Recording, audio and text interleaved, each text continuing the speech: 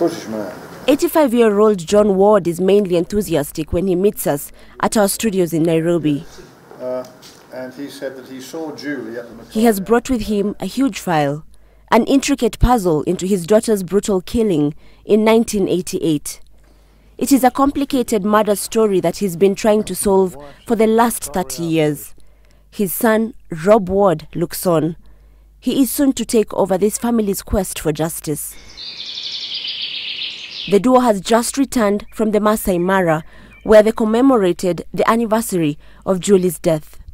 It's a bit bizarre when you're in the middle of nowhere, there's not a soul in sight but a distant elephant, and you're standing around the place where we found her body, and Mike's giving a little sermon. But, she was beautiful. She was such a nice person.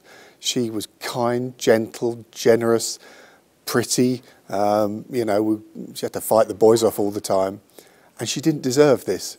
28-year-old Julie Ward had travelled into Kenya in February 1988 for a 7-month wildlife photography excursion.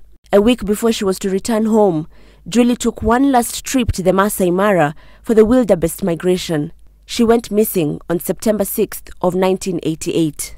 I knew immediately that something was wrong, so I hopped on a plane, was out here, basically searched for her for 2 days, and on the second day we found her body, or what was left of it. All we found was a lower left leg and a jaw, way out in the bush, miles from anywhere. We found a lower left leg away from the fire, and it had been burnt. We couldn't quite understand it at first until later on, by some forensic work, we found that the leg had been doused with petrol, and almost certainly an animal had come along and dragged it off the fire and then smelt the petrol and left it.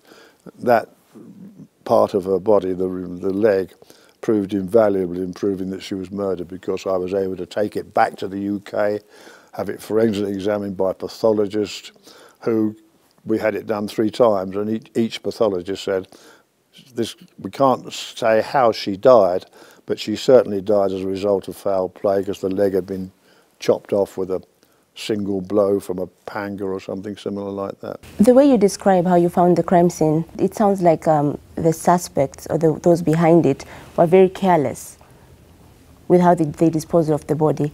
How comes we've never heard of a conviction? Ever since this thing started, there was an immediate attempt to conceal the crime and make it something else. And the evidence came that this post-mortem report and the instructions of the senior government pathologist to alter it had come from on high. Our government, sensing that this Moy didn't want this to be a murder, decided, well, we can't bring the girl back. We don't want to upset President Moy. We'll go along and try and help him in the cover-up, and they did. Why do you think President Moy took this case so personally? One of our suspects, of which there has been a constant flow of information about this, is very close to the Moy family.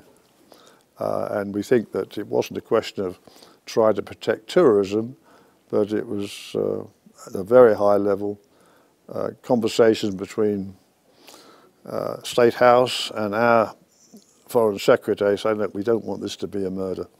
John Ward was able to persuade Scotland Yard investigators to look deeper into the case, and in 1990, 2 park rangers were tried for the murder. They were acquitted in 1992. In 1997, a new Kenyan team re-examined the case and charged the head warden of the Masaai Mara, Simon Makala, with murder. He too was acquitted in 1999. In 2004, Kenya's Justice Minister at the time, Kiraitu Murungi, admitted that a high-level cover-up by Kenyan authorities had derailed justice for the Ward family and vowed to reopen the case. With the Kibaki government in power, and they've already opened inquiries into the Uko case, which is very similar to Julie's in many ways. The investigation can go forward without any political restraints. Yes, we've probably got as good a chance of doing it as anybody.